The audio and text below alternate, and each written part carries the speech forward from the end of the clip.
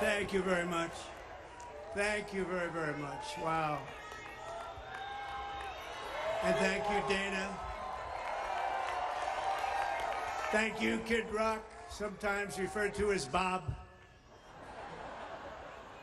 And thank you, Lee, right from the beginning. Thank you very much. What a talent. What a beautiful, beautiful soul.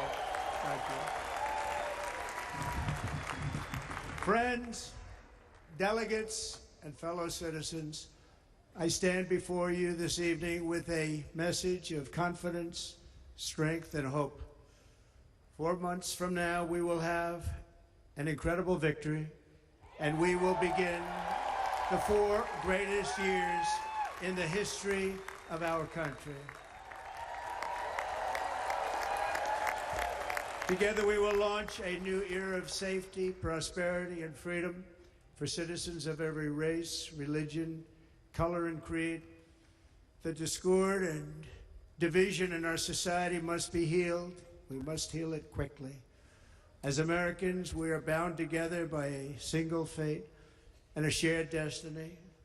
We rise together or we fall apart. I am running to be president for all of America, not half of America, because there is no victory in winning for half of America. So tonight, with faith and devotion, I proudly accept your nomination for President of the United States. Thank you.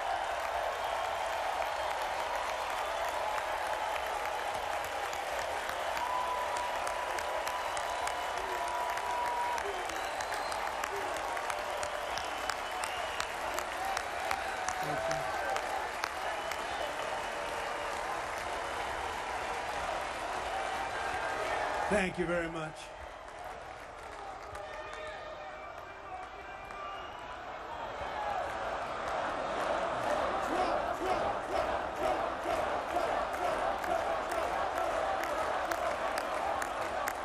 Thank you very much. And we will do it right. We're going to do it right. Let me begin this evening by expressing my gratitude to the American people for your outpouring of love and support following the assassination attempt at my rally on Saturday.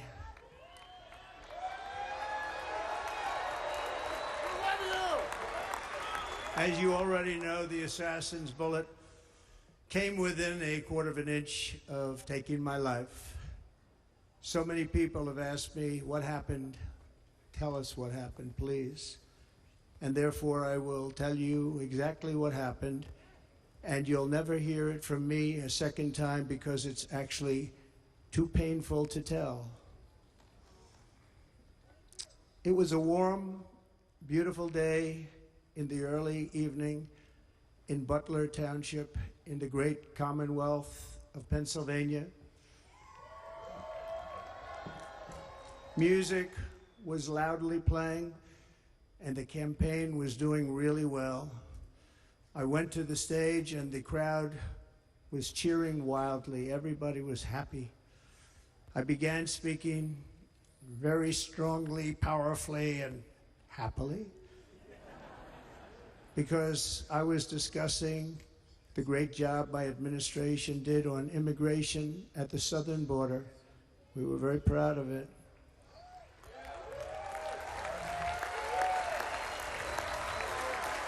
Behind me and to the right was a large screen that was displaying a chart of border crossings under my leadership. The numbers were absolutely amazing. In order to see the chart, I started to, like this, turn to my right and was ready to begin a little bit further turn, which I'm very lucky I didn't do, when I heard a loud whizzing sound and felt something hit me really, really hard on my right ear. I said to myself, wow, what was that? It can only be a bullet. and moved my right hand to my ear, brought it down. My hand was covered with blood, just absolutely blood all over the place. I immediately knew it was very serious, that we were under attack, and in one movement proceeded to drop to the ground. Bullets were continuing to fly as very brave Secret Service agents rushed to the stage, and they really did. They rushed to the stage.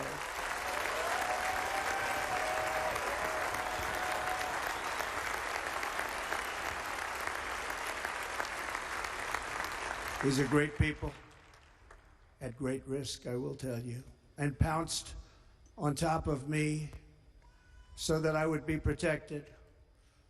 There was blood pouring everywhere, and yet, in a certain way, I felt very safe because I had God on my side. I felt that.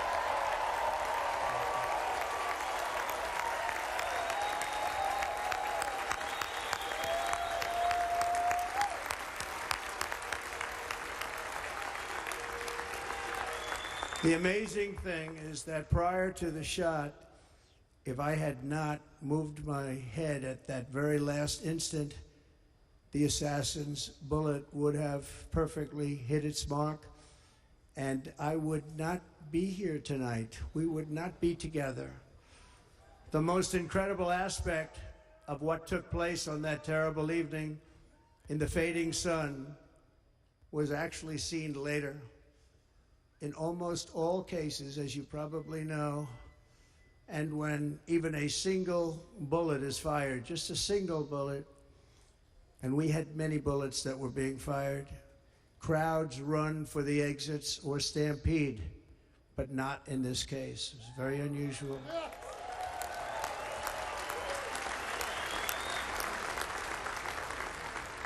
This massive crowd of tens of thousands of people stood by and didn't move an inch.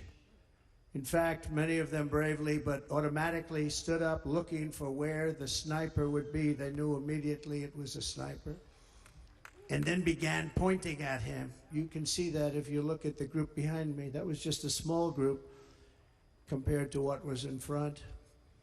Nobody ran, and by not stampeding, many lives were saved. But that isn't the reason that they didn't move. The reason is that they knew I was in very serious trouble. They saw it. They saw me go down. They saw the blood and thought, actually most did, that I was dead. They knew it was a shot to the head. They saw the blood. And there's an interesting statistic. The ears are the bloodiest part. If something happens with the ears, they bleed more than any other part of the body. For whatever reason, the doctors told me that. I said, why is there so much blood? He said, it's the ears. They bleed more. So we learned something, but they just, this beautiful crowd, they didn't want to leave me. They knew I was in trouble. They didn't want to leave me. And you can see that love written all over their faces. Incredible people.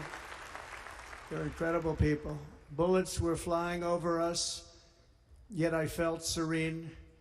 But now the Secret Service agents were putting themselves in peril. They were in very dangerous territory. Bullets were flying right over them, missing them by a very small amount of inches. And then it all stopped. Our Secret Service sniper, from a much greater distance and with only one bullet used, took the assassin's life, took him out.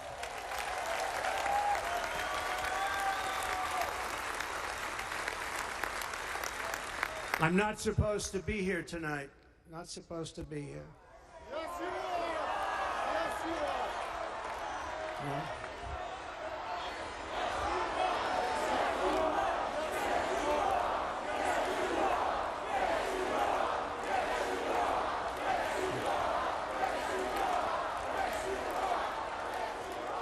Thank you.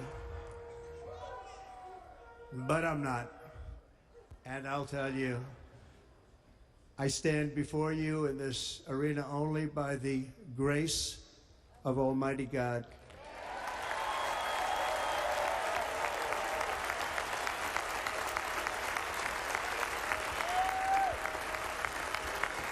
In watching the reports over the last few days, many people say it was a providential moment. Probably was. When I rose surrounded by Secret Service, the crowd was confused because they thought I was dead, and there was great, great sorrow. I could see that on their faces as I looked out. They didn't know I was looking out. They thought it was over. But I could see it. I wanted to do something to let them know I was okay. I raised my right arm, looked at the thousands and thousands of people that were breathlessly waiting, and started shouting, "Fight, fight, fight."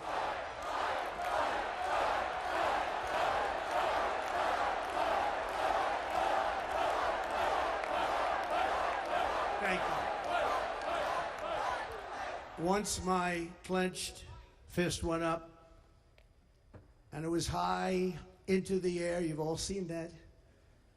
The crowd realized I was okay and roared with pride for our country like no crowd I have ever heard before. Never heard anything like it. For the rest of my life, I will be grateful for the love shown by that giant audience of patriots that stood bravely on that fateful evening in Pennsylvania. Tragically, the shooter claimed the life of one of our fellow Americans, Corey Comparator. Unbelievable person, everybody tells me. Unbelievable. And seriously wounded, two other great warriors. Spoke to them today. David Dutch and James Copenhaver.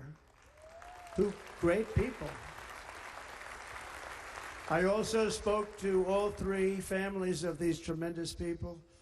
Our love and prayers are with them and always will be. We're never going to forget them. They came for a great rally. They were serious Trumpsters, I want to tell you. They were serious Trumpsters and still are. But Corey, unfortunately, we have to use the past tense. He was incredible. He was a highly respected former fire chief, respected by everybody. Was accompanied by his wife, Helen, incredible woman. I spoke to her today, devastated, and two precious daughters. He lost his life selflessly acting as a human shield to protect them from flying bullets. He went right over the top of them and was hit. What a fine man he was.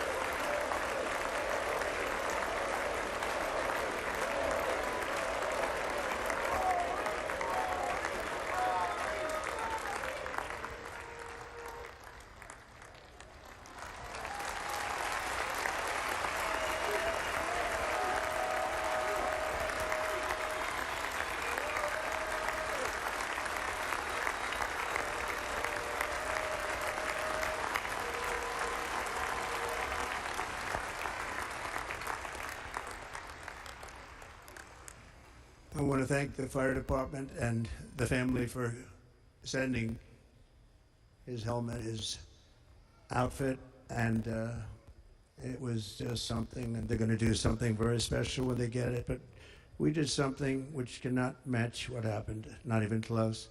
But I am very proud to say that over the past few days, we've raised $6.3 million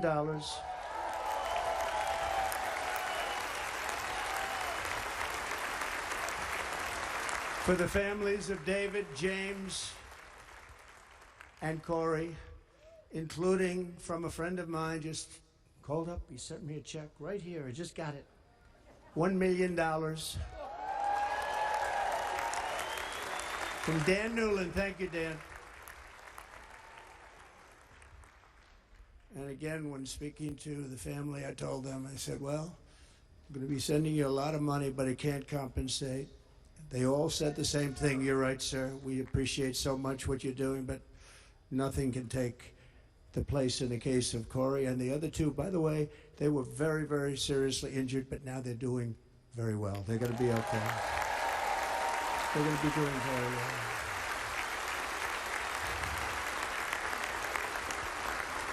They're warriors. So now I ask that we observe a moment of silence in honor of our friend Corey.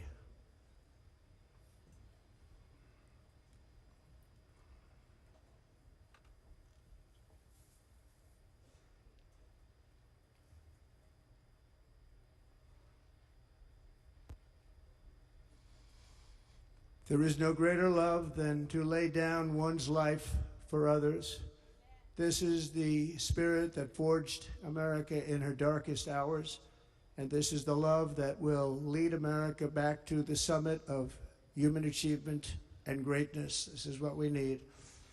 Despite such a heinous attack, we unite this evening more determined than ever. I am more determined than ever, and so are you. So is everybody in this room.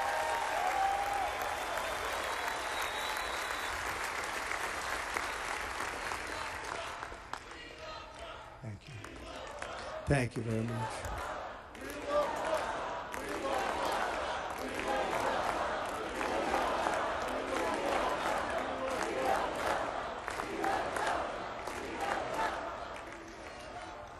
Our resolve is unbroken and our purpose is unchanged to deliver a government that serves the American people better than ever before.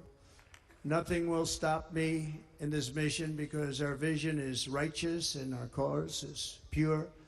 No matter what obstacle comes our way, we will not break, we will not bend, we will not back down, and I will never stop fighting for you, your family, and our magnificent country. Never.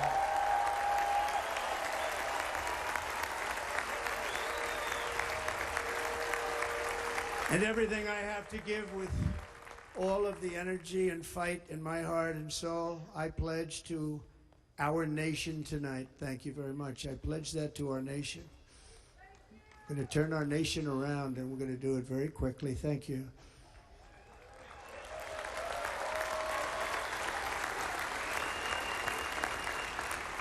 This election should be about the issues facing our country and how to make America successful, safe, free, and great again.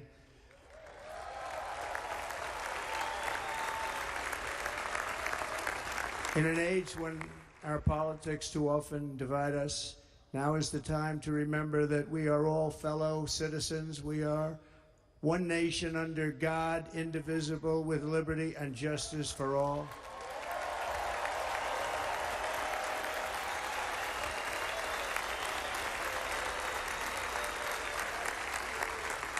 And we must not criminalize dissent or demonize political disagreement, which is what's been happening in our country lately at a level that nobody has ever seen before. In that spirit, the Democrat Party should immediately stop weaponizing the justice system and labeling their political opponent as an enemy of democracy.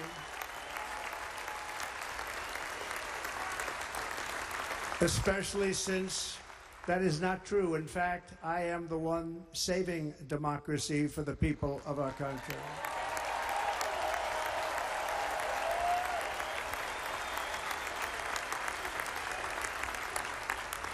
And very big news, as you probably just read, on Monday a major ruling was handed down from a highly respected federal judge in Florida, Eileen Cannon, finding that the prosecutor and the fake documents case against me were totally unconstitutional, and the entire case was thrown out of court.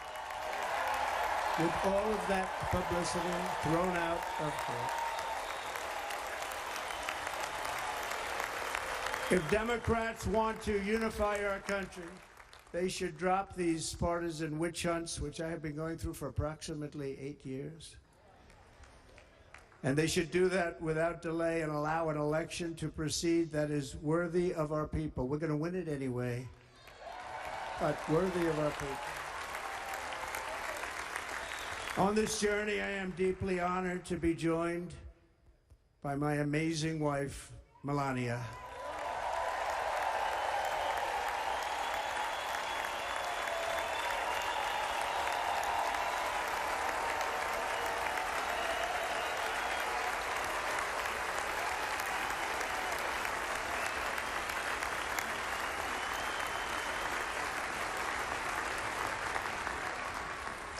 And Melania, thank you very much. You also did something really beautiful, a letter to America calling for national unity, and it really took the Republican Party by surprise. I will tell you, it was beautiful.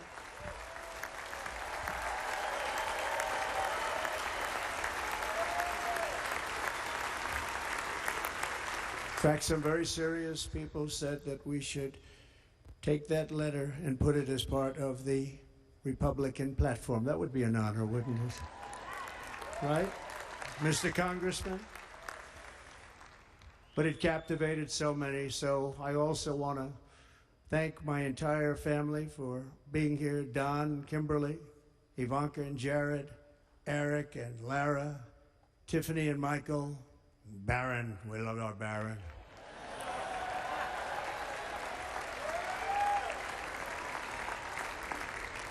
And of course, my 10 wonderful grandchildren. You saw a few of them up there on my lap before.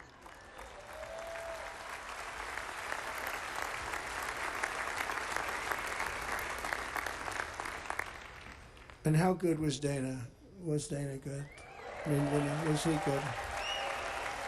You know, he was on probably the only vacation he's had in about, maybe ever, because he works, but about 10 years with his wife, very far away. I won't tell you where, but very, very far away, beautiful place. And my people called, and he said, yeah, I won't be able to do it. This is many, many years. I promised my wife I can't do it.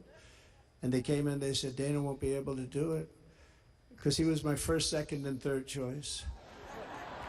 I said, well, you know, that's too bad, but I understand he's away, and it's good. It's good for him. And that was it. About 30 minutes later, she came back in, sir, Dana just called, he's going to do it. And his wife, she said, you can't turn him down, you just can't do it, you have to go. That's a good wife.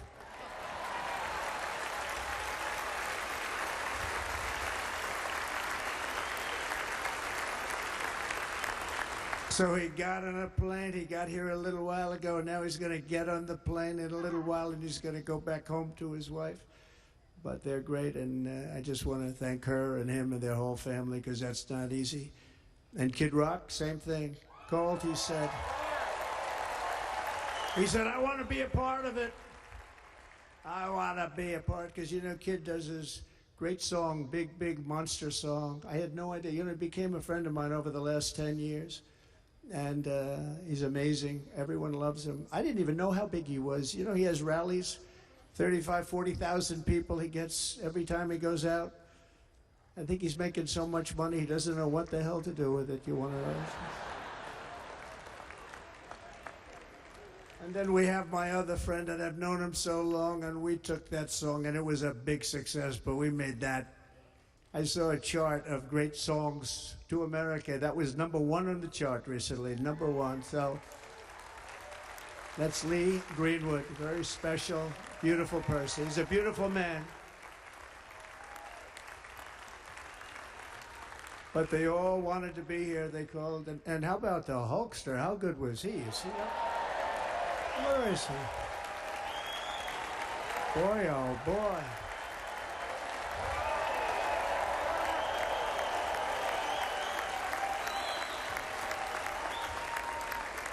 You know, they may call that entertainment. I know about entertainment, but when he used to lift a 350-pound man over his shoulders and then bench press him 2 rows into the audience, I say, maybe entertainment, but he is one strong son of a gun. I will tell you, I watched it many times. There aren't a lot of entertainers that can do that, right? You were fantastic. Thank you very much. Followed by Eric. What was that all about? Boy, that was good. I didn't want to really come up here. But he was so great, and he's such a good young man. He went through a lot of trouble, and Don last night was incredible. They went through so much trouble. They got subpoenaed more than any people probably in the history of the United States. Every week they get another subpoena from the Democrats, crazy Nancy Pelosi, the whole thing, just boom, boom, boom.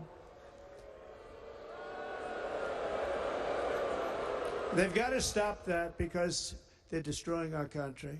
We have to work on making America great again, not on beating people. And we won. We beat them and all. We beat them on the impeachments. We beat them on indictments. We beat them. But the time that you have to spend, if they would devote that genius to helping our country, we'd have a much stronger and better country.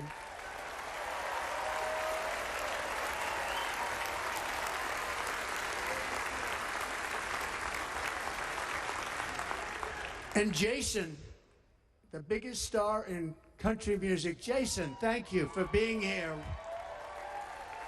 Jason, thank you very much. Jason Aldean, he's good. I like his wife even better, by the way. She's here. Thank you, Jason. But I'm thrilled to have a new friend and partner fighting by my side.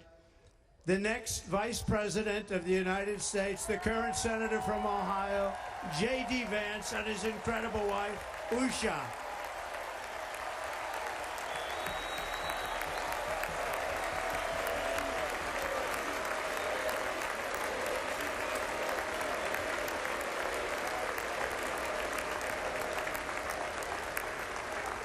He's going to be a great Vice President. He's going to be great. He'll be with this country and with this movement, greatest movement in the history of our country, Make America Great Again. When they criticized it, they said, we're going to try and stop MAGA. I said, MAGA is Make America Great Again. What are you going to stop? There's nothing to stop. Then they say, oh, that's right. It's very tough to fight it. And all of the people that did try and fight it have failed. But he's going to be with us for a long time, and it was an honor to select him. Great, great student at Yale. His wife was a great student at Yale. They met at Yale. These are two smart people. So, J.D., you're going to be doing this for a long time. Enjoy the ride.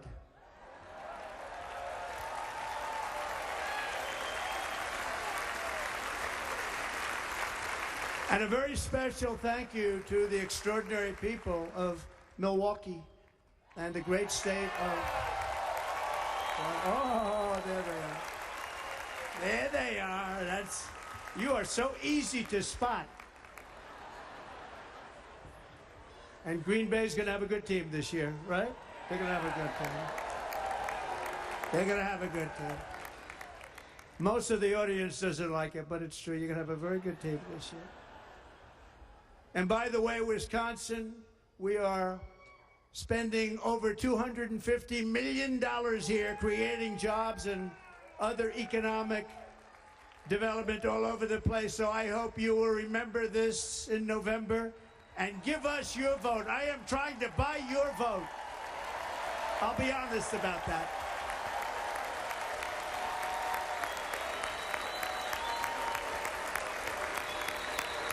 And I promise we will make Wisconsin great again. We're going to make it.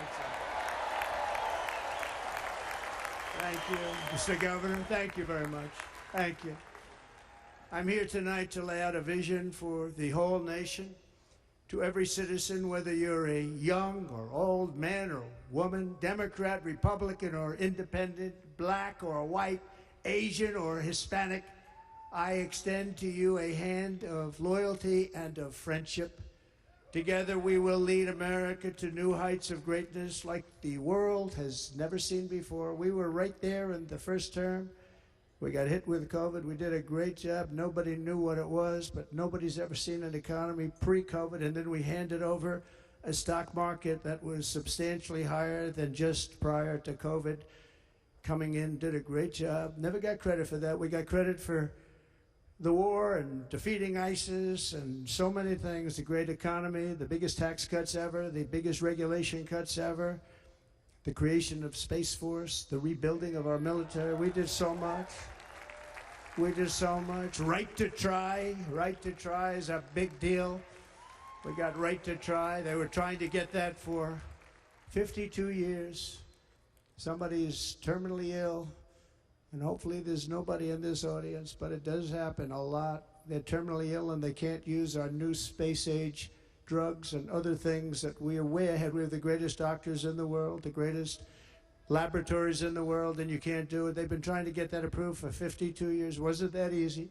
The insurance companies didn't want to do it. They didn't want the risk. The labs didn't want to do it because if it didn't work, people are pretty far down the line toward death. They didn't want to do it. The doctors didn't want to have it on their records, so I got everybody into an office. 52 years they tried. Sounds simple, but it's not. And I got them to agree that somebody that needs it will, instead of going to Asia, Europe, or someplace, or if you have no money, going home and dying, just die. We got them to sign an agreement, agree to it, where they're not going to sue anybody. They're going to get all of this stuff. They're going to get it really fast. And what's happened is we're saving thousands and thousands of lives. It's incredible. Right to try. It's a great feeling. Under our leadership, the United States will be respected again. No nation will question our power. No enemy will doubt our might. Our borders will be totally secure. Our economy will soar. We will return law and order to our streets, patriotism to our schools, and importantly, we will restore peace, stability, and harmony all throughout the world. But to achieve this future, we must first rescue our nation from failed and even incompetent leadership. We have totally incompetent leadership. This will be the most important election in the history of our country. Under the current administration, we are indeed a nation in decline. We have an inflation crisis that is making life unaffordable, ravaging the incomes of working and low-income families, and crushing, just simply crushing our people like never before. They've never seen anything like it. We also have an illegal immigration crisis, and it's taking place right now as we sit here in this beautiful arena. It's a massive invasion at our southern border that has spread misery, crime, poverty, disease, and destruction to communities all across our land. Nobody's ever seen anything like it. Then there's an international crisis, the likes of which the world has seldom been part of. Nobody can believe what's happening. War is now raging in Europe and the Middle East. A growing specter of conflict hangs over Taiwan, Korea, the Philippines, and all of Asia. And our planet is teetering on the edge of World War III.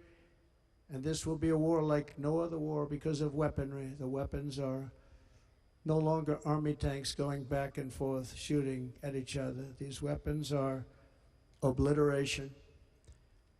It's time for a change. This administration can't come close to solving the problems. We're dealing with very tough, very fierce people. They're fierce people. And we don't have fierce people.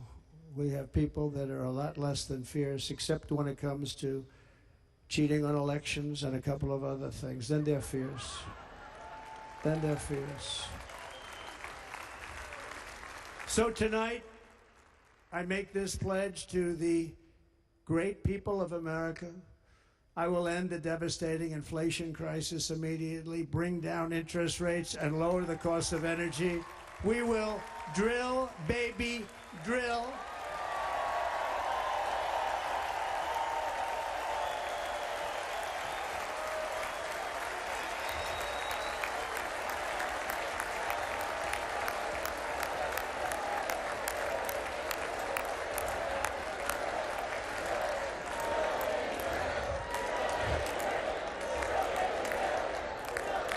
Can you believe what they're doing?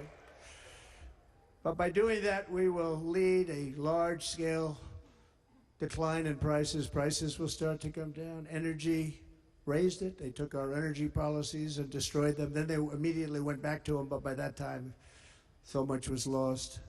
But we will do it at levels that nobody's ever seen before, and we'll end lots of different things. We'll start paying off debt and start lowering taxes even further. We gave you the largest tax cut.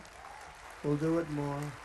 You know, people don't realize I brought taxes way down, way down, and yet we took in more revenues the following year than we did when the tax rate was much higher. Most people said, how did you do that? Because it was incentive. Everybody was coming to the country. They were bringing back billions and billions of dollars into our country. The companies made it impossible to bring it back. The tax rate was too high, and the legal complications were far too great. I changed both of them, and hundreds of billions of dollars by Apple and so many other companies were brought back into our nation, and we had an economy the likes of which no nation had ever seen. China, we were beating them at levels that were incredible. And they know it. They know it. We'll do it again, but we'll do it even better. I will end the illegal immigration crisis by closing our border and finishing the wall, most of which I've already built.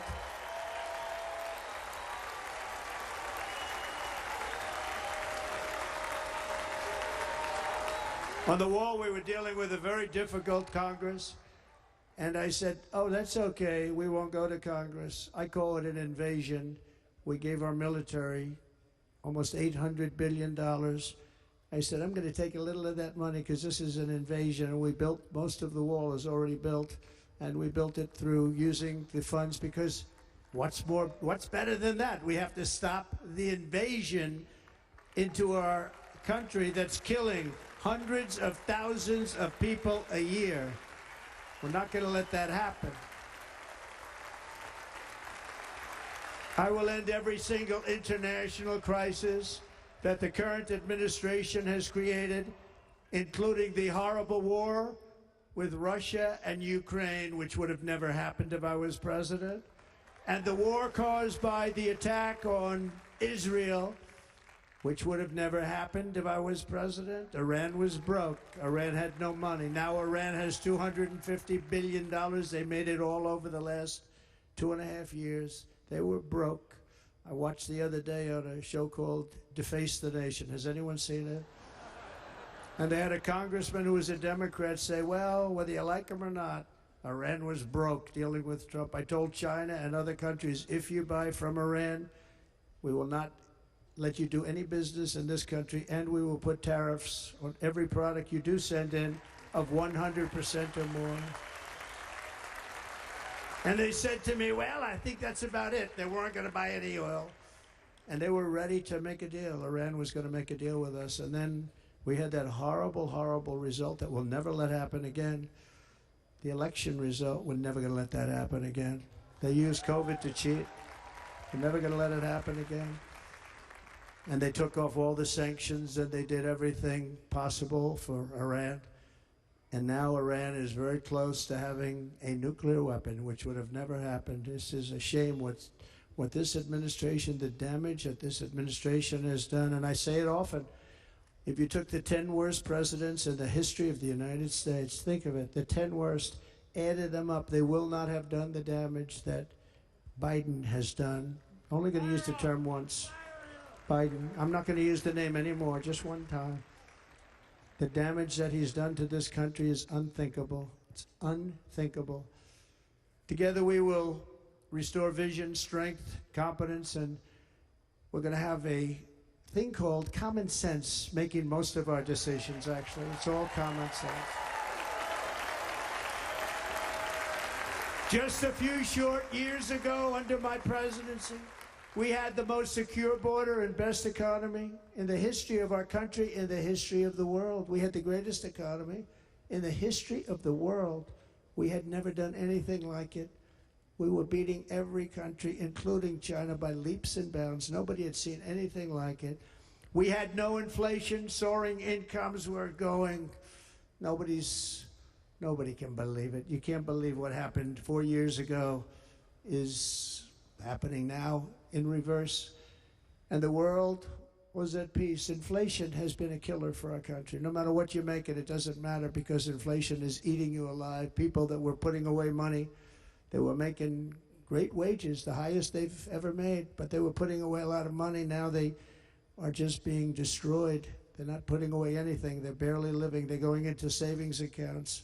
They're taking out their money to live because of inflation. Inflation, remember, it's called a country buster. You can go back to Germany from 100 years ago. You can go back to any country that suffered great inflation. We've suffered the worst inflation we've ever had. But go back and see what's happened to those countries. We've had the worst inflation we've ever had under this person. But in less than 4 years, our opponents have turned incredible success into unparalleled tragedy and failure. It's been a tremendous failure. Today, our cities are flooded with illegal aliens. Americans are being squeezed out of the labor force and their jobs are taken. And by the way, you know who's taking the jobs that are created? 107% of those jobs are taken by illegal aliens. And you know who's being hurt the most by millions of people pouring into our country? The black population and the Hispanic population, because they're taking the jobs from our black population, our Hispanic population, and they're also taking them from unions. The unions are suffering because of it. Thank you. Thank you. I like you too. Thank you very much.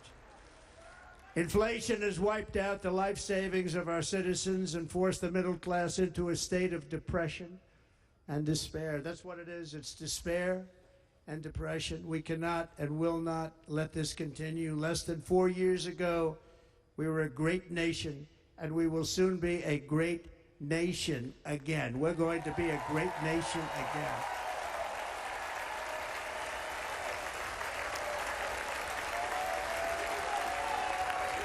Thank you. With proper leadership, every disaster we are now enduring will be fixed, and it will be fixed very, very quickly.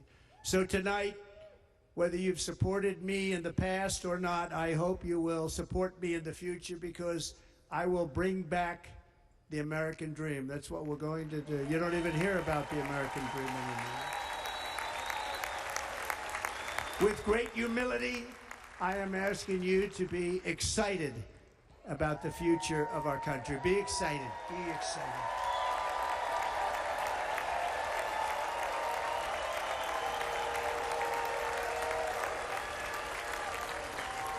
And by the way, the news reports, oh, look at all of those big networks. Look at them. They're all here.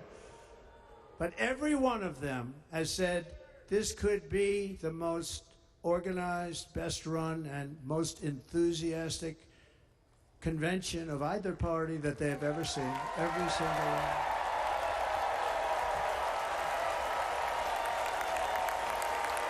And it's true. It's true. And there's love in the room. There's great love in the room.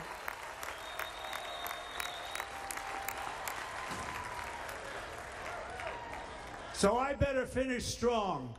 Otherwise, we'll blow it, and we can't let that happen. Now, this was great. All of the great people that spoke, and everybody hit a home run. I mean, there's not one that I can think of where I said, oh, gee, that wasn't great. Every single person. I refuse to be the only one. Don't do that to me. They're already getting ready. See, I gave them an idea. Now, this was a great convention. This was, I think we're actually going to go home and miss it. You know, usually with a first of all, look at these crowds. You'd never have this at a convention. Look at these crowds.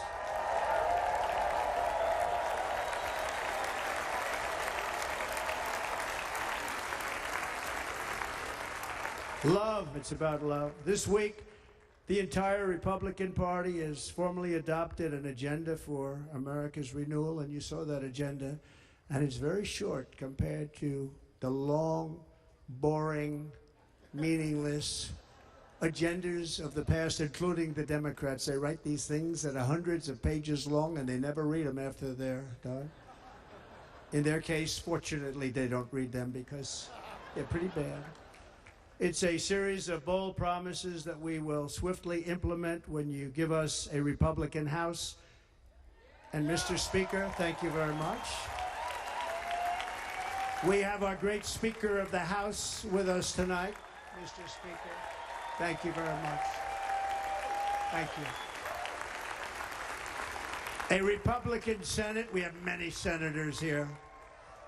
And send me back to our beautiful White House just a few short months from now. We're talking about just months. It can't come fast enough. We have to get it done. First, we must get economic relief to our citizens. Starting on day one, we will drive down prices and make America affordable again. We have to make it affordable. It's not affordable.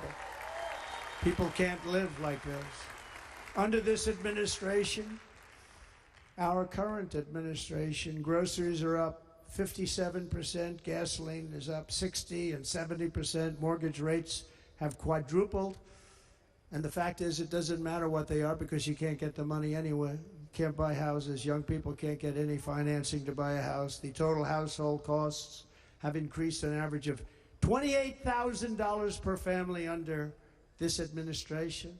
Republicans have a plan to bring down prices and bring them down very, very rapidly. By slashing energy costs, we will in turn reduce the cost of transportation, manufacturing, and all household goods. So much starts with energy. And remember, we have more liquid gold under our feet than any other country by far. We are a nation that has the opportunity to make an absolute fortune with its energy. We have it, and China does it. Under the Trump administration, just 3.5 years ago, we were energy independent. But soon, we will actually be better than that. We will be energy dominant and supply not only ourselves, but we will supply the rest of the world with numbers that nobody has ever seen, and we will reduce our debt, $36 trillion. We will start reducing that, and we will also reduce your taxes still further. Next, and by the way, they want to raise your taxes 4 times, think of it. And all my life I grew up watching politicians. I always loved politics, I guess. I was on the other side. I'd watch and they were always talking about, we will give you a tax cut. We will give you a tax cut. My whole life I was watching, I will give you a tax cut, right, Mr. Congressman? That's all they talked about. This is the only administration that said, we're going to raise your taxes by 4 times what you're paying now, and people are supposed to vote for them? I've never heard it. You're paying too much. We're going to reduce your taxes still further. We gave you the biggest one, as I said. We're going to give you more, and it's going to lead to tremendous growth. We want growth in our country. That's what's going to pay off our debt. And next, we will end the ridiculous and actually incredible waste of taxpayer dollars that is fueling the inflation crisis. They spent trillions of dollars on things having to do with the Green New Scam. It's a scam. And that's caused tremendous inflationary pressures in addition to the cost of energy. And all of the trillions of dollars that are sitting there not yet spent, we will redirect that money for important projects like roads, bridges, dams, and we will not allow it to be spent on meaningless Green New Scam ideas.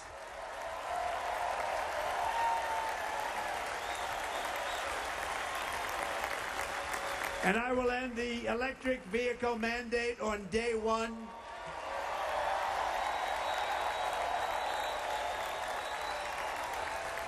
Thereby saving the U.S. auto industry from complete obliteration, which is happening right now, and saving U.S. customers thousands and thousands of dollars per car. And right now, as we speak, large factories just started are being built across the border in Mexico. So with all the other things happening on our border, and they're being built by China to make cars and to sell them into our country. No tax, no anything.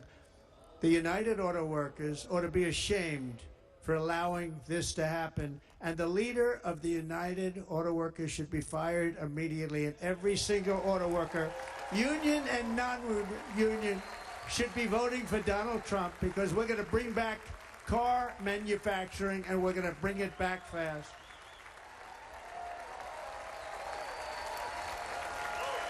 They're building some of the largest auto plants anywhere in the world. Think of it, in the world. We're going to bring it back. We're going to make them. We don't mind that happening, but those plants are going to be built in the United States, and our people are going to man those plants.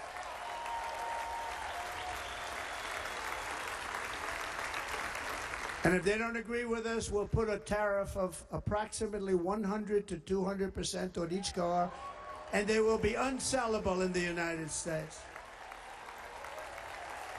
We have long been taken advantage of by other countries.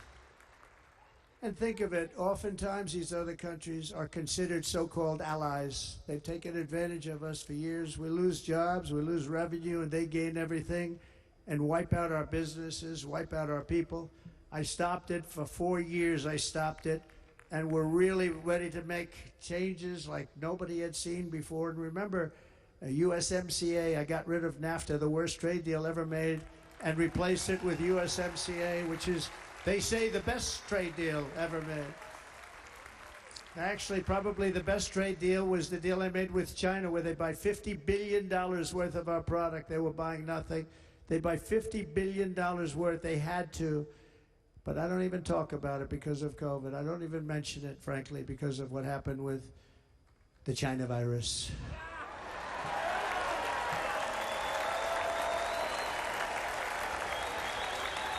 We will not let countries come in, take our jobs, and plunder our nation. They come and do that.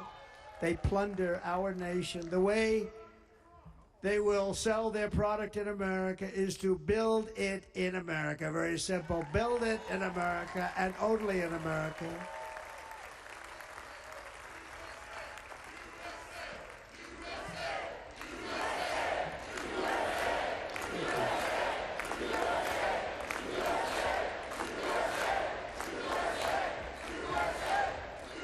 And this very simple formula, and Congress has to go along with us, and they will. This very simple formula will create massive numbers of jobs. We will take over the auto industry again, and many, hundreds of thousands of jobs. We lost so many jobs over the years. If you go back 20, 25 years, they've stolen, going to China and Mexico, about 68% of our auto industry manufacturing jobs. We're going to get them all back. We're going to get them all back, every one of them. At the center of our plan for economic relief are massive tax cuts for workers that include something else that's turned out to be very popular, actually. Here it's very popular, in this building and all those hotels that I saw that are so nice. I'm staying in a nice one. It's called No Tax on Tips. No tax on tips. No tax on tips.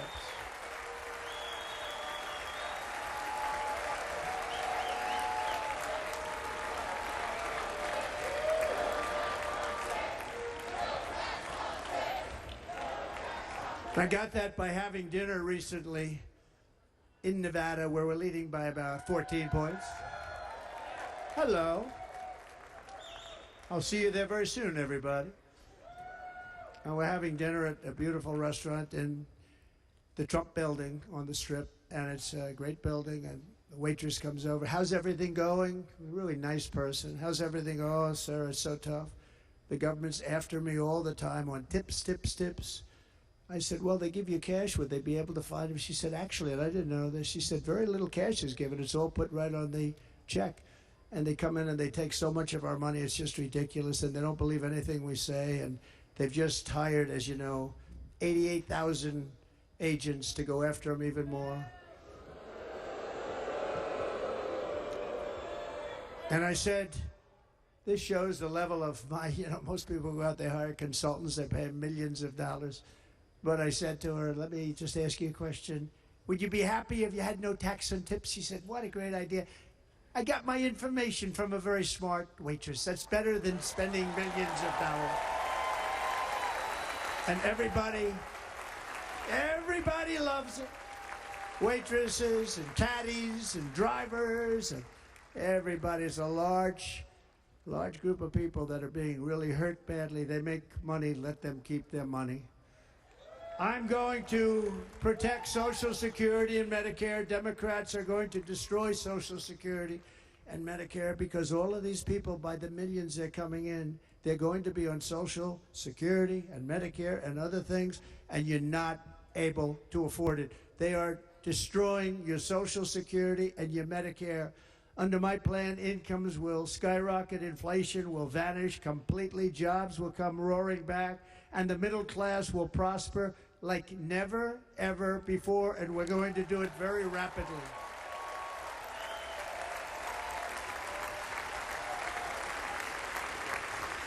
But no hope or dream we have for America can succeed unless we stop the illegal immigrant invasion, the worst that's ever been seen anywhere in the world. There's never been an invasion like this anywhere. Third world countries would fight with sticks and stones not to let this happen. The invasion at our southern border, we will stop it, and we will stop it quickly. You heard Tom Homan yesterday. Tom Homan, put him in charge and just sit back and watch. Brandon Judd, the Border Patrol, he's incredible. These guys, you know, they really, their job is a lot easier if they don't have to do anything, but they want to. They're patriots. Brandon Judd, Border Patrol, ICE. ICE goes out. You have to see what ICE does with MS-13. You have these are probably the worst gang, and ICE goes in there. And I know a lot of people on these rows here, and they're very tough people, but they don't want to do this job. They'll go into a pack of MS-13 killers. They're the worst, probably the worst gangs in the world. We have thousands of them. I moved thousands and thousands out in my 4 years. We moved them out, and it was a pleasure. But ICE would go right into a pack of these killers, and you see fists flying, you see everything flying, and then they take them. They put them in a paddy wagon. They take them back, and they get them out of our country. And the other countries weren't accepting them back, and I called up, and I said, tell them that we're not giving them economic aid anymore. And the next day, I got calls from all of these countries that were terminated. Billions of dollars we spend on economic aid to countries that does us, frankly, no good. And the next day, I was called by everybody. I couldn't take all the calls. Sir, what's the problem? I said, you won't take your killers back that you sent in caravans into America. You won't take them back. Well, sir, if you'd like us to, we would give very serious consideration to doing that. And within 24 hours, they were being taken back. For years and years, when I first came in, they said President Obama tried to get him to go back, and they wouldn't accept him. They'd put planes on the runway so you couldn't leave the plane. They'd close the road so you couldn't take the buses. They'd all have to turn back. As soon as I said no more economic aid of any kind to any country that does that, they called back and they said, sir, it would be our great honor to take MS-13. We love them very much. We love them very much, sir. We'll take them back. At the heart of the Republican platform is our pledge to end this border nightmare and fully restore the sacred and sovereign borders of the United States of America, and we're going to do that on day one.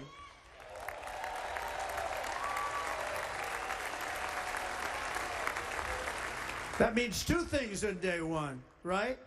Drill, baby, drill, and close our borders.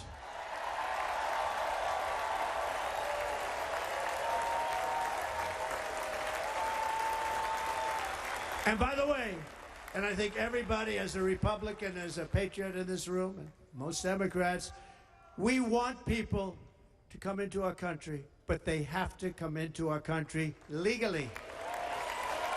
Legally. Less than 4 years ago, I handed this administration the strongest border in American history.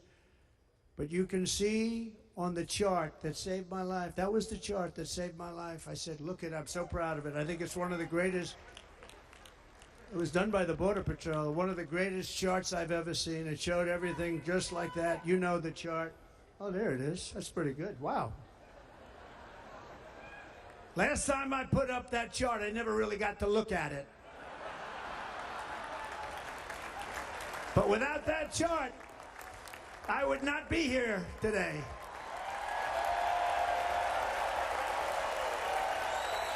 Never got to look at it.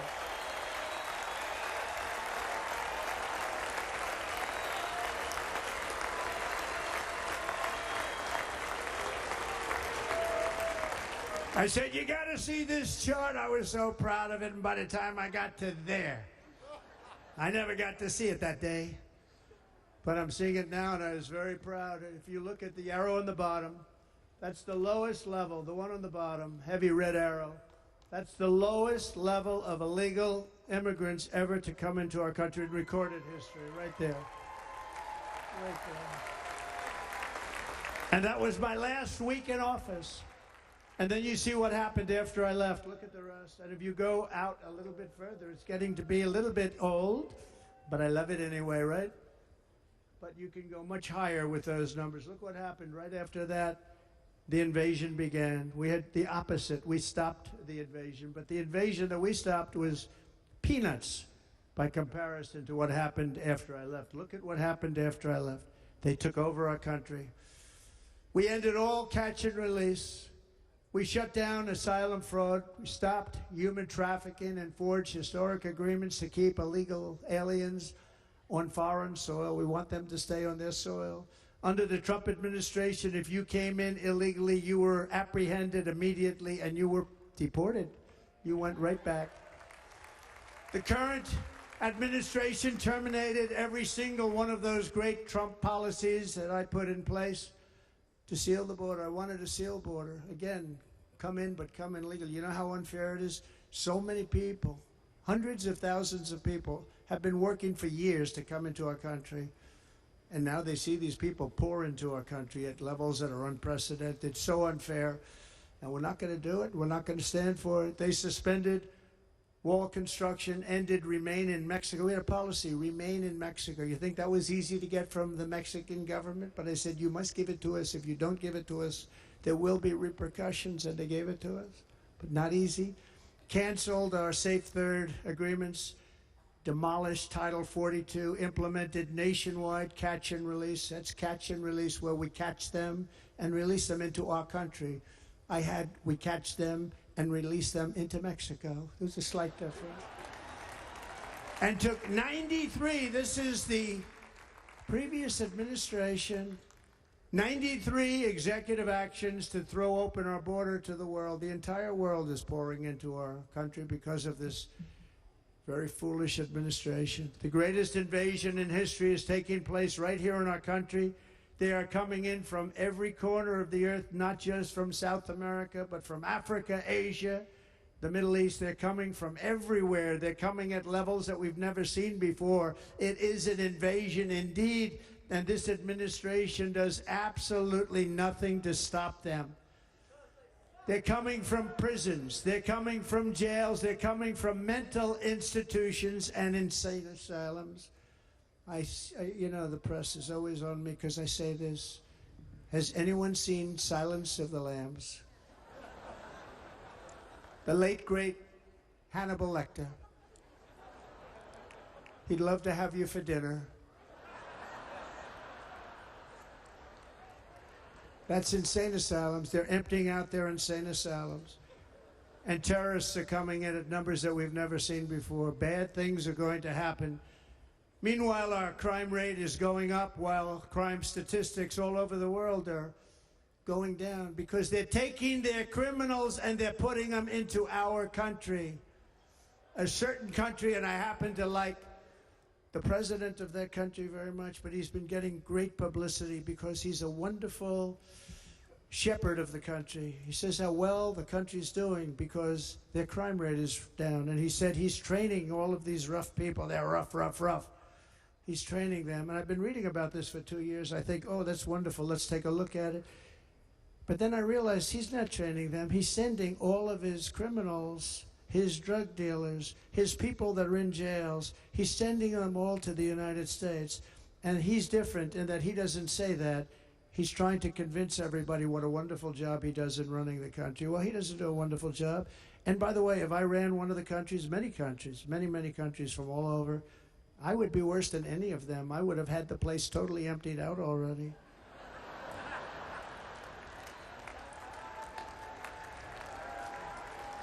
But we become a dumping ground for the rest of the world, which is laughing at us. They think we're stupid. And they can't believe that they're getting away with what they're getting away with, but they're not going to be getting away with it for long. That's what I can tell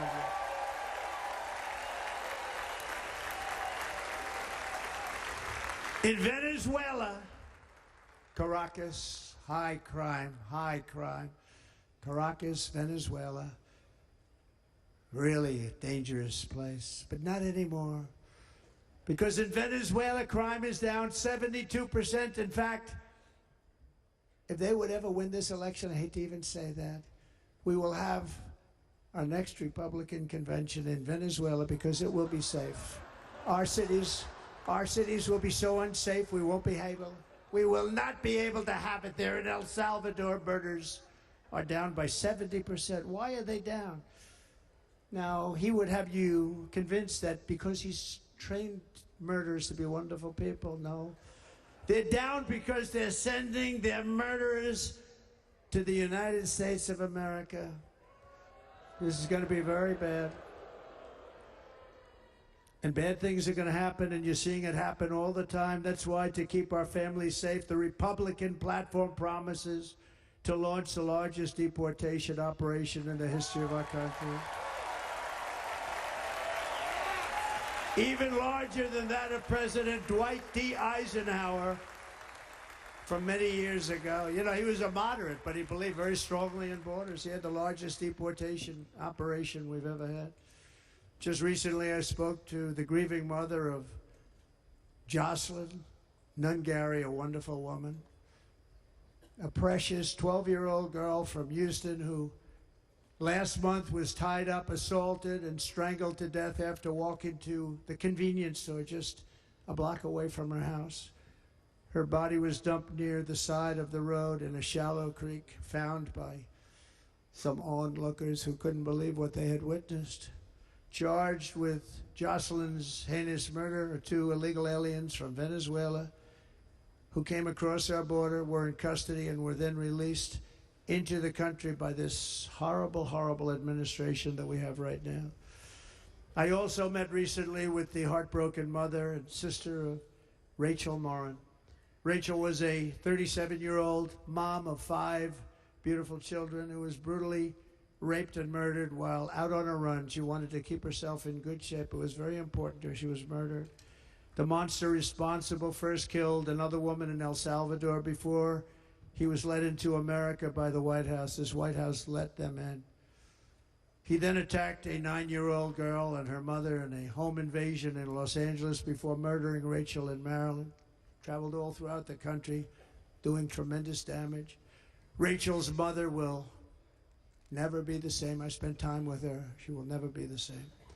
I've also met with the wonderful family of Laken Riley, the brilliant 22-year-old nursing student. She was so proud of being first in her class, who was out for a jog on the campus of the University of Georgia when she was assaulted, beaten, and horrifically killed. Yet another American life was stolen by a criminal alien set free by this administration. And these were incredible people we're talking about. These were incredible people who died.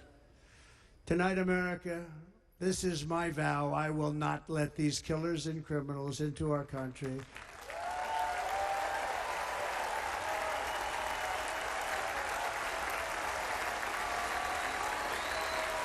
I will keep our sons and daughters safe. As we bring security to our streets, we will help bring stability to the world. I was the first president in modern times to start no new wars. You know, we were the toughest, we were the most respectful. And you saw this. Hungry, strong country, run by very powerful, tough leaders, tough guy. Press doesn't like him because he's tough.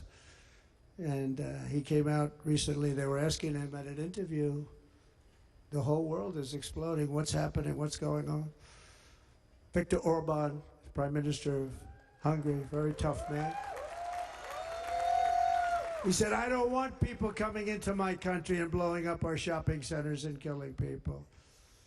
But they said to him, tell us what's going wrong, what's happening, what is it? He said, there's only one way you're going to solve it. You got to bring President Trump back to the United States because he kept everybody at bay. He used a word I wouldn't use because I can't use that word, because you'd say it was braggadocious. The press would say he was a braggart. I'm not a braggart. But Viktor Orban said it. He said Russia was afraid of him. China was afraid of him. Everybody was afraid of him. Nothing was going to happen. The whole world was at peace. And now the world is blowing up around us. All of these things that you read about were not going to happen. Under President Bush, Russia invaded Georgia.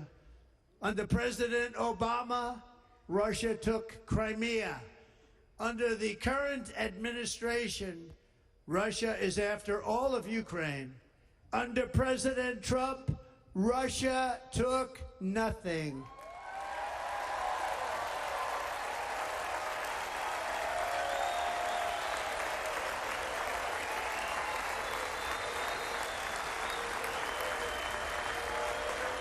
We defeated 100% of ISIS in Syria and Iraq, something that was said to take 5 years, sir. It'll take 5 years, sir. We did it in a matter of a couple of months. We have a great military. Our military is not woke. It's just some of the fools on top that are woke.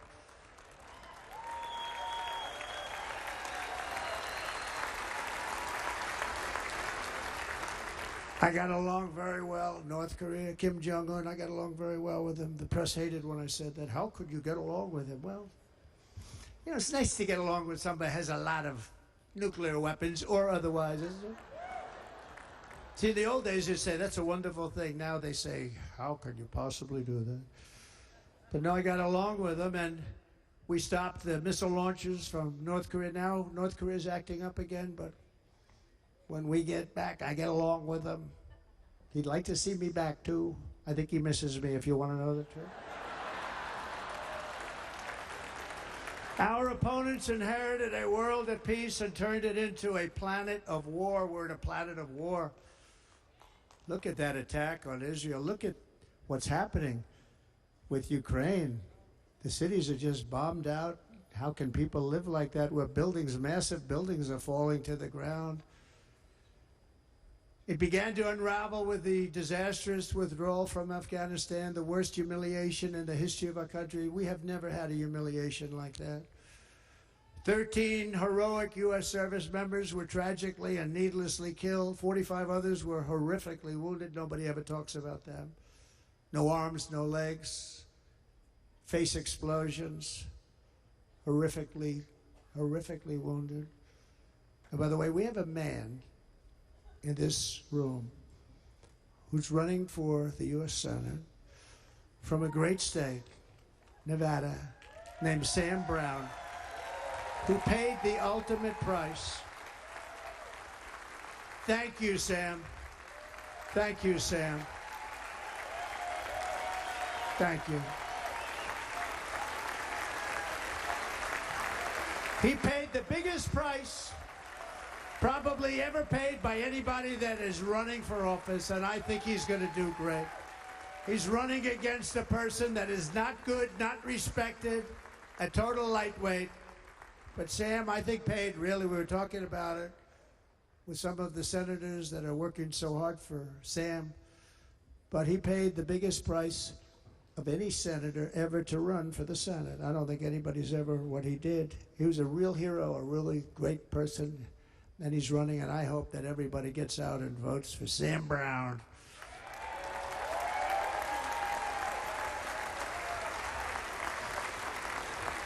And we also left behind $85 billion worth of military equipment, along with many American citizens were left behind. Many, many American citizens, emboldened by that disaster. Russia invaded Ukraine. They saw this group of people that were incompetent.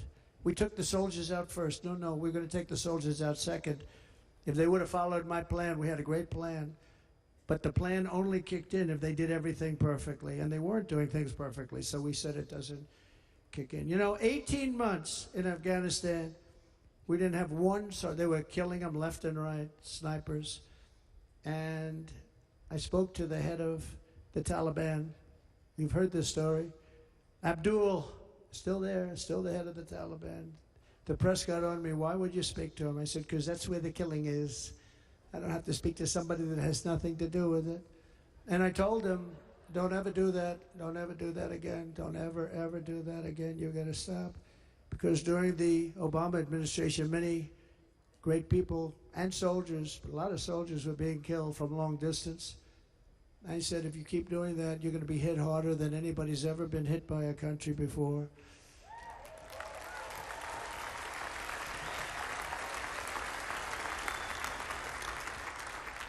And he said, I understand, Your Excellency. He called me Your Excellency. I wonder if he calls the other guy Your Excellency. I doubt it. The other guy gave him everything. I mean, what kind of a deal was that? He walked out, gave him everything. Do you know that right now Afghanistan is one of the largest sellers of weapons in the world?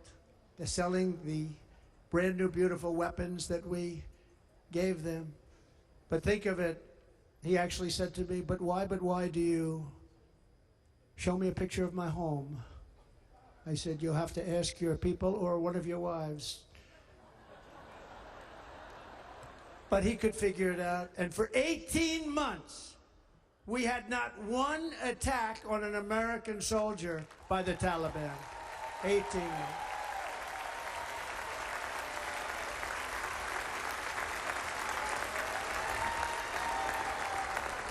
And then we had that horrible day where soldiers were killed. I was not there because of a ridiculous election. But we had that horrible attack. And they also gave up Bagram, one of the biggest bases anywhere in the world, air bases anywhere in the world, the longest runways, most powerful, hardened, thickened runways. We gave it up.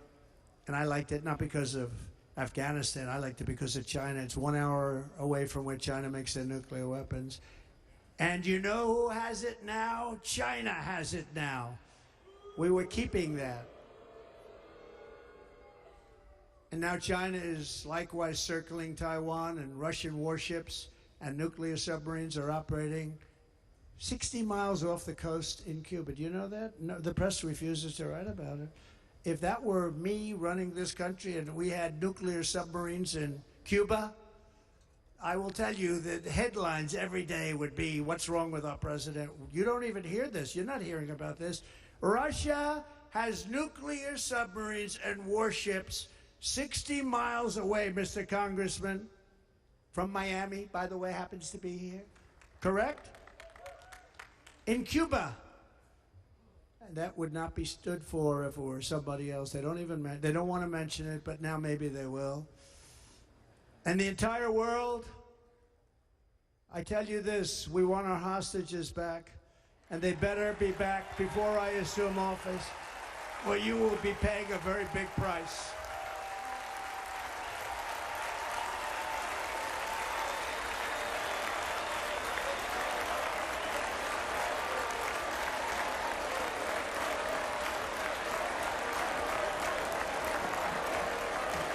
With our victory in November, the years of war, weakness, and chaos will be over. I don't have wars. I had no wars other than ISIS, which I defeated, but that was a war that was started. We had no wars. I could stop wars with a telephone call.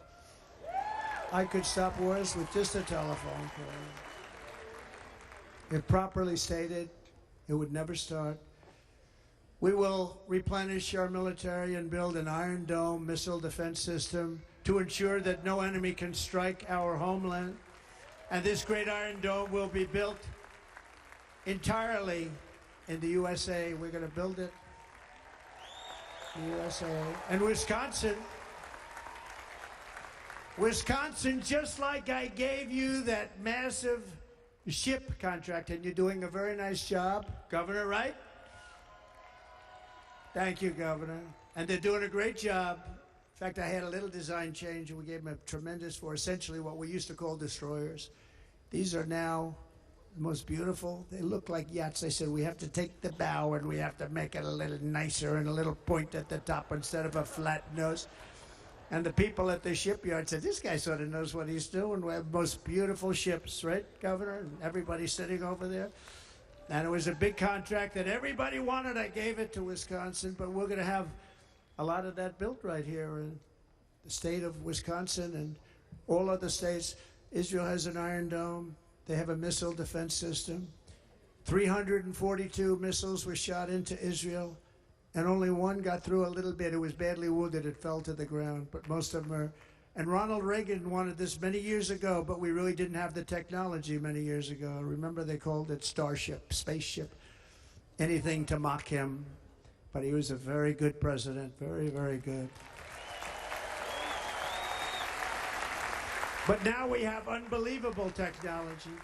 And why should other countries have this and we don't? No, we're going to build an Iron Dome over our country, and we're going to be sure that nothing can come and harm our people. And again, from an economic development standpoint, we're going to make it all right here. No more sending it out to other countries in order to help.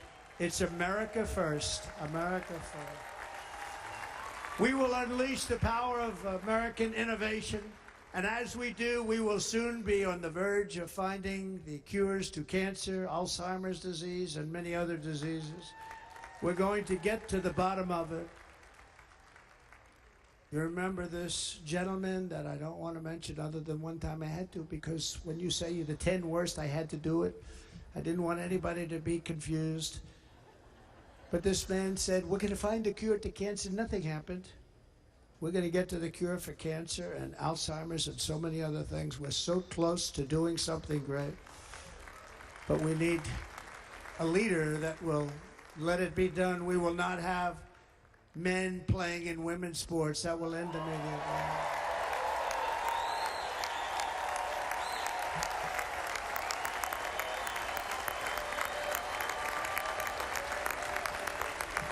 And we will restore and renovate our nation's once great cities, making them safe, clean, and beautiful again. And that includes our nation's capital, which is a horrible killing field. So many things. They leave from Wisconsin, they go to look at the Washington Monument, they end up getting stabbed, killed, or shot.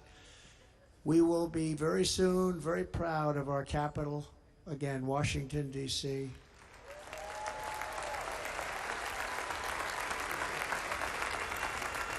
America is on the cusp of a new golden age, but we will have the courage to seize it. We're going to take it. We're going to make it a current. We're going to bring this into a golden age like never seen before. Remember this, China wants to do it. Japan wants to do it. All of these countries want to do it. We have to produce massive amounts of energy if we're going to produce the new. If you look at some of the things that have been done and some of the things that we're going to do, but AI needs literally twice the electricity that's available now in our country. Can you imagine? But instead we're spending places where they recharge electric cars. They built 8 chargers at a certain location toward the Midwest. 8 chargers for $9 billion. Think of them as a tank for filling up your gas. Think of it. They spent $9 billion on 8 chargers, 3 of which didn't work. And if you were going to do this all over our country, this crazy electric mandate, if you're going to do this and by the way, I'm all for electric. They have their application.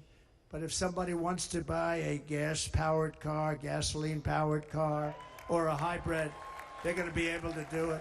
And we're going to make that change on day 1.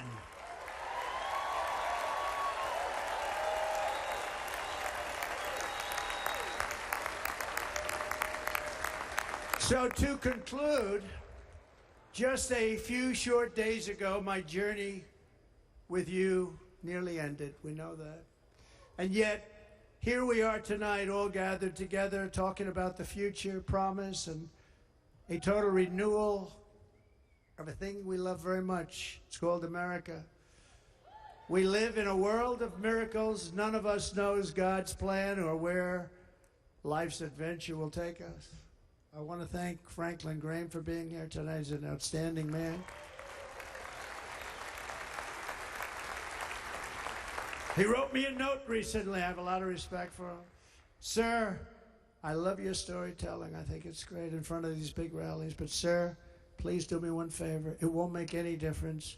Please don't use any foul language.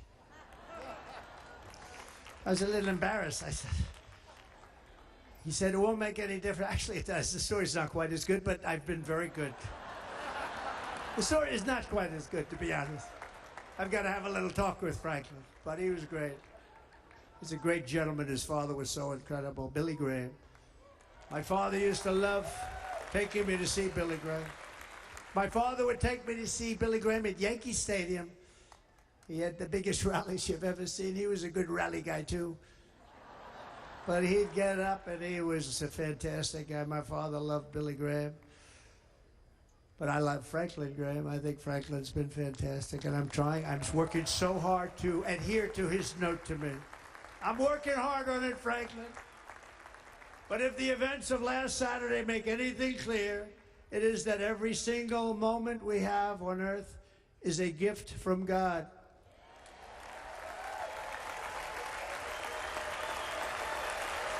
We have to make the most of every day for the people and for the country that we love. The attacker in Pennsylvania wanted to stop our movement, but the truth is the movement has never been about me. It has always been about you. It's your movement. It's the biggest movement in the history of our country by far. Can't be stopped. It can't be stopped. It has always been about the hardworking, patriotic citizens of America. For too long, our nation has settled for too little. We settled for too little. We've given everything to other nations, to other people. You've been told to lower your expectations and to accept less for your families. I am here tonight with the opposite message. Your expectations are not big enough. They're not big enough. It is time to start expecting and demanding the best leadership in the world, leadership that is bold, dynamic, relentless, and fearless. We can do that. We are Americans. Ambition is our heritage. Greatness is our birthright. But as long as our energies are spent fighting each other, our destiny will remain out of reach, and that's not acceptable.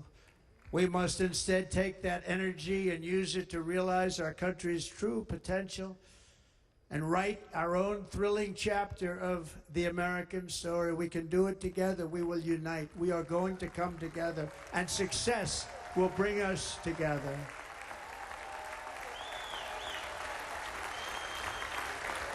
It is a story of love, sacrifice, and so many other things.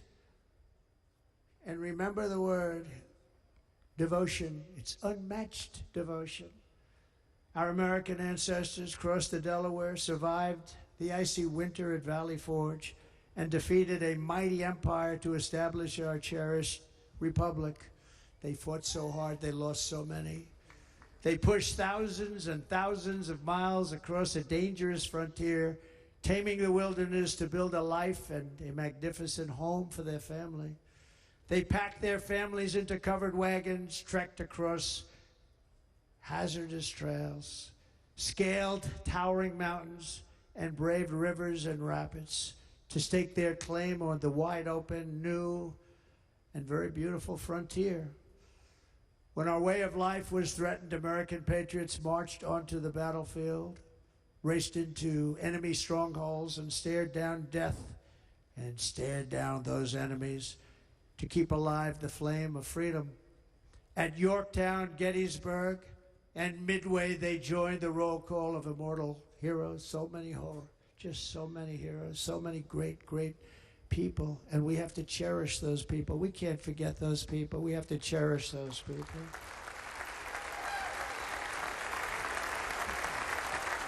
And building monuments to those great people is a good thing, not a bad thing.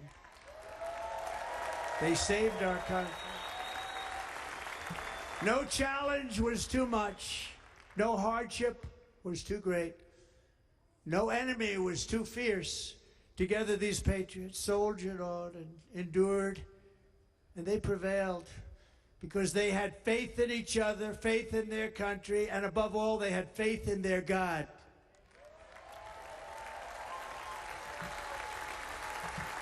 Just like our ancestors, we must now come together, rise above past differences.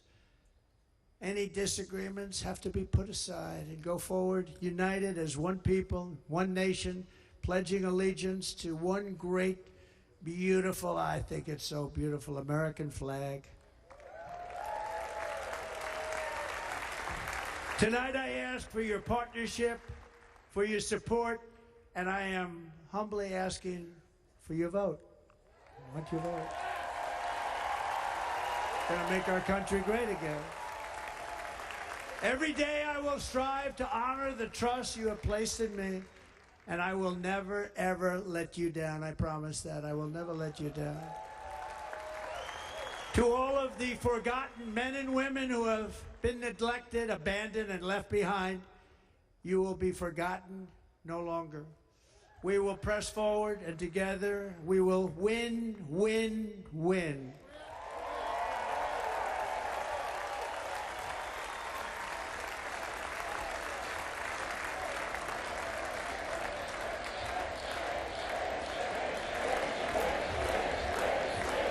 Win, win, win, win, win, win.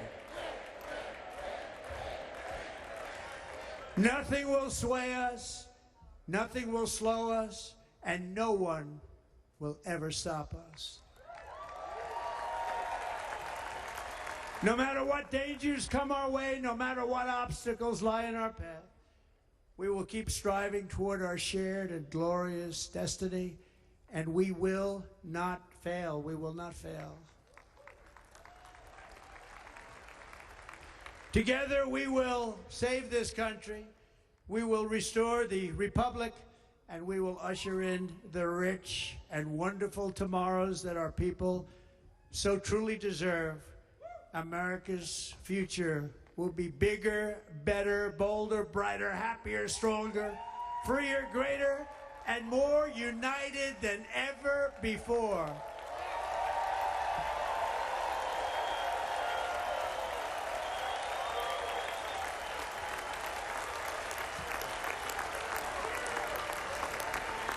And quite simply put, we will very quickly make America great again. Thank you very much. Thank you very much, Wisconsin. God bless you. God bless you, Wisconsin, and God bless the United States of America, our great country. Thank you very much, everybody. Thank you.